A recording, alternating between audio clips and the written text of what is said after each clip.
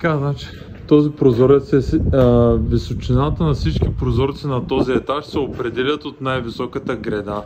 Тоест тук има само две греди, мисля, че тая е 24 см. Тук не знам дали ще трябва да се доизмажи или просто да се изшлайфа, да се изкърти. 70 см е отвора на прозореца с измазването. Тоест готов измазан, трябва да се центрира, а тук трябва да се направи една стена. И тази стена трябва да има отвор за врата широк 95 см точно по средата. Един вид да са подравнени в центъра и прозореца и вратата. Като височината на вратата на този етаж се определят от гредата. Съответно трябва да измериме тази греда колко е и над и отгоре да се направи штурц, нали, висок колкото тази греда.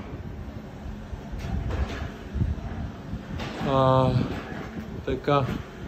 След това от тук тази врата трябва да се разшири, за да стане 95 см широка и след като се направи тази стена, вратата 95 см трябва да се центрира на база от този ъгъл до където започва стената, да е в центъра. Тук прозореца също трябва да се направи 2700 мм и да се подравни най-вероятно с... може да се наложи с вратата. Трябва да видим на чертежа всъщност как е. Мисля, че 50 или 60 см беше от стената, т.е. от тук е така някъде трябва да почва отвора. Така. Тук се изрязва, прави се отвора, измазва се само отстрани. Всички прозорци са от горе до гредите. Съответно и гредата трябва да се обработи, за да е перфектно равно.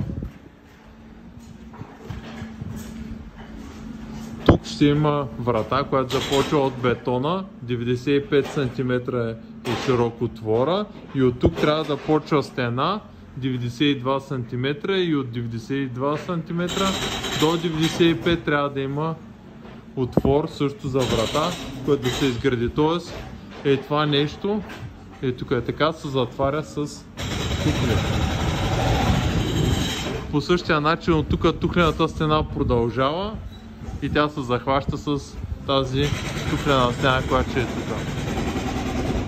От тази страна затваряме този прозорец, запушваме тази дупка, запушваме и тази дупка долу. Тук се изгражда стена и ще има 100 см отвор за прозорец. Отгоре над него трябва да се изгради греда, колкото беше на другите прозорци, т.е. около 24 см. И тук двете също ще има прозорци. Трябва също да се изградят греди 24 см отгоре. И съответно тук да се обработи малко колоната, не знам с картачни или с нещо друго. Ето тук вече, нали, говорихме, че е затворена. Тая дупка се запушва и тук също има дупка и тя се запушва. Тук трябва да се обработят тези тухли и съответно от тук малко да се прорежат, защото измазването трябва да е на нивото на бетона, тъй като няма смисъл да се обмазва отново бетона. Такова измазване трябва да има също отвънка, но то трябва да завършва точно на нивото на бетона. От тази страна по същия начин трябва леко да се прорежат туклите и да се измажат. А от тук, от бетона, тръгва стена 80 см с измазването,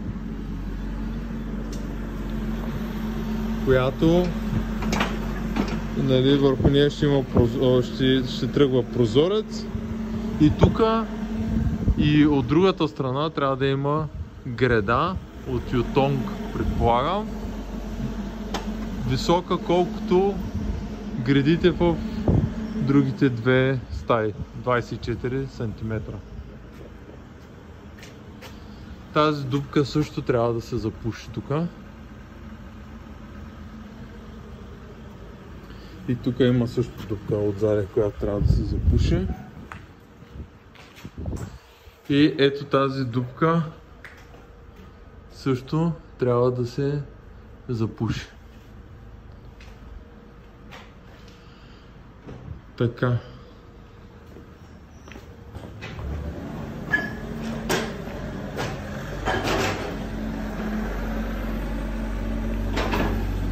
Тук трябва да се прореже отвора за вратата.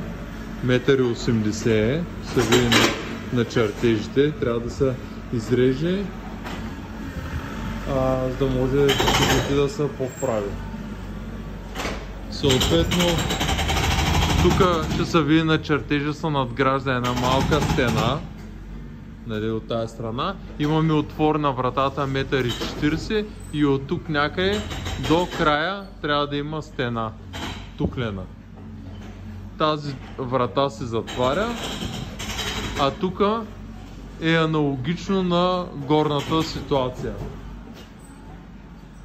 Прави се стена, вратата се центрира, като в тази ситуация вратата трябва да е висока колкото тази града. Или другия вариант е да я направим. Да, всъщност да, колкото тази града всъщност трябва да се направи тук отгоре да има над вратата. Съответно този прозорец тук трябва да стане малко по-нисък, отгоре трябва да се измаже и нещо да се направи, за да може да стане на една и съща височина с тази града и с тази и с тези, т.е. всички прозорци да бъдат на една височина, т.е. тук трябва да се надгради. Прозорец е пак 70 см широк отвора, нали? И трябва също да е центриран и навсякъде трябва да измажем ето тези изкъртени неща, където по бетонната плоча. Тук тази дупка тя си остава, защото ще си върви комуникацията за канализация и вентилация през нея.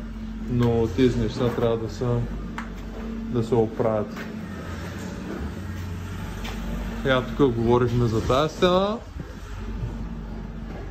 Тук няма да се прави абсолютно нищо, защото просто ще си има прозорец сложен на бетона. Тук по същия начин. А тук трябва да се изкърти и да се направи отвор за прозорец отгоре до долу. 100 см широк на 30 см от бетонната града. Т.е. до тук е така някъде. Този отвор да се затвори. Това също да се затвори. Тези дупки, нали, горе говорихме, те да се затворят. Тук трябва да се измаже по някакъв начин, да се запълни с нещо с бетон. Тази стена трябва да се надгради, да стане 1,20 м, мисля, че беше по чертеж. Трябва да я проверя.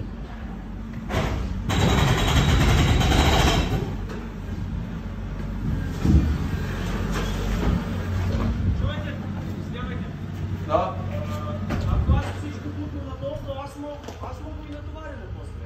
Не трябва шлайф, аз так цяло изтоварим. Добре. Ако може так, аз мога всичко цяло изтоварим. Да, избутай го, просто идеята е да не се щупи оградата. Да. И къщата, най-важното. Най-важното, да. Така, тук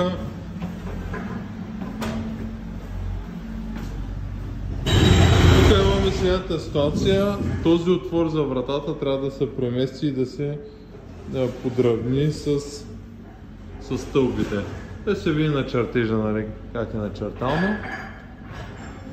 Съответно тук трябва да се изгради на ново стена с отново греда отгоре, която е еднаква с всички тези греди, за да може всички отвори на вратите да станат с една и съща височина.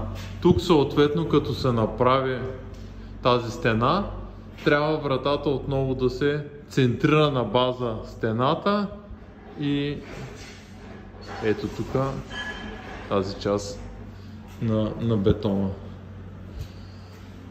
Това нещо аз ще го изкъртя и просто ще трябва да се надгради от тук нагоре и от тук съответно нагоре. Най-вероятното това не знам колко здраво е направено, може и то да трябва да се прави наново.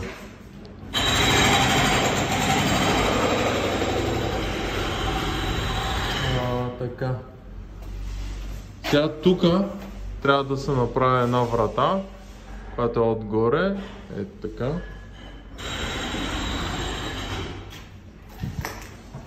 Съответно стена, която върви до тук, т.е. канализацията трябва да си остане тук в частта на гаража, нали, тук както казах вратата. И в общини това е.